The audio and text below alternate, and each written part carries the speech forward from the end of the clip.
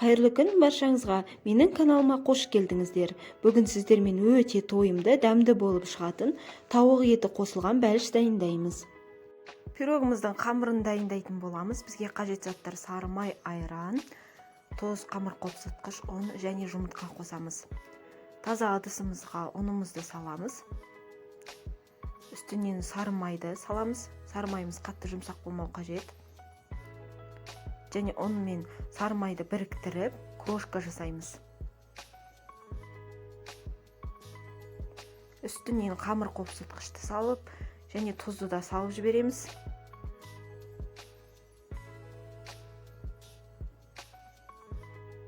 Тағы да бір араластырып жібереміз қолмен. Енді дайын болған крошкамыздың үстінен жұмыртқа мен айранды салып, қамыр илейміз. Қамыр илеу барысында қатты қыспай, жай-жайдан илейтін боламыз. Өйткені бізде қатпарлы қамыр шығуы қажет. Міне видеода көрсетілгендей, асты үстінен жайлап басып отырып, қатпар қылып отырып илейміз. Және біріктіріп илегеннен кейін кішкене жұмсақ болып тұрады. Сол себепті холодильникқа 30 минуттай қатырып аламыз. Немесе 1 сағатқа да қойып қойсаңыздар болады.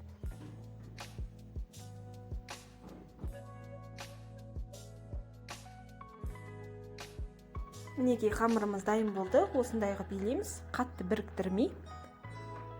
Және тоңазытқышқа қатыруға қойып қойсаңыздар болады. Пирогымыздың салмасын дайындаймыз. Бізге қажет заттар сары май, пияз, тауықтың филесі, тоз бұрыш. Пиязымызды ұсақтап турап аламыз. Пиязды мейлінше көбірек қоссаңыздар, пирогтарыңыз дәмді, сочный болады.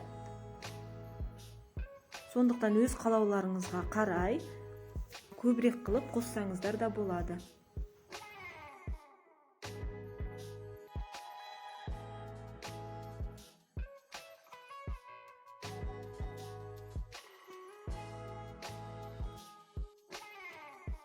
Филемізді ұсақтап турап аламыз.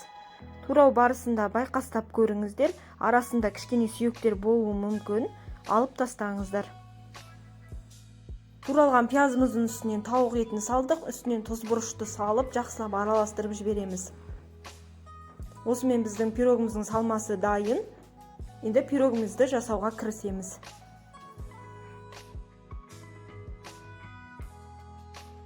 Пирогымыздың қамырын салмасын дайындағанша тоңазытқышқа қойып қойдым. 2 бөлікке бөлеміз. Қамырымыз кішкене жұмсақтау болып шығатындықтан, оны міндетті түрде қолданамыз. Достар, менің қазақ тілді каналымды қолдап, лүпіл басып, пікір қалдырып, маған тіркелуді ұмытпаңыздар. Алдағы уақытта үй жағдайында өте тез дайындалатын рецепттер шығып отырады.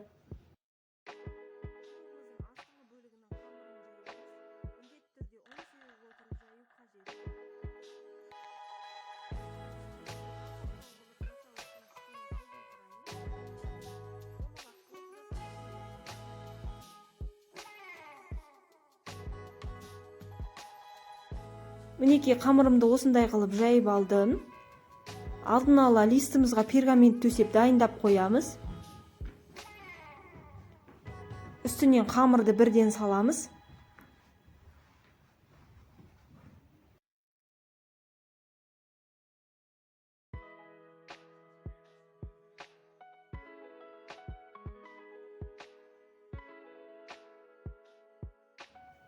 Қамырымыздың үстінен пирогымыздың салмасын саламыз. Біркелкі қылып, барлық жеріне жететіндей қылып жазып шығамыз.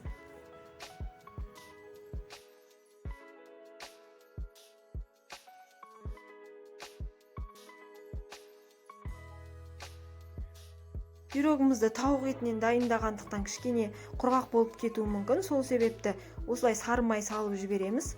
Сапалы сары май қолдансаңыз өте дәмді болады.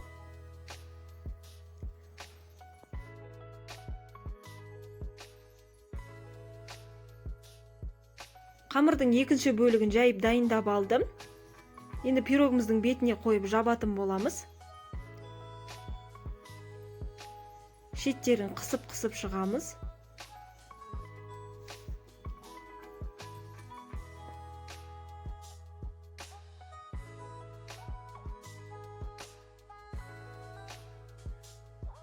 Енді пирогтың бетіне жұмыртқаның сарысын жағып шығамыз. Бұл пирогымыз етті болғандықтан өте тойымды болады. Сиырдың немесе қойдың тартылған етімен де жасауға болады. Өте тойымды және тез дайындалады. Енді үстінен мак немесе күнжіт сеуіп жібереміз әдемілік үшін. Және пешімізді алдын ала қыздырып қойдым. 170-180 градуста 30-40 минут пісіріп аламыз.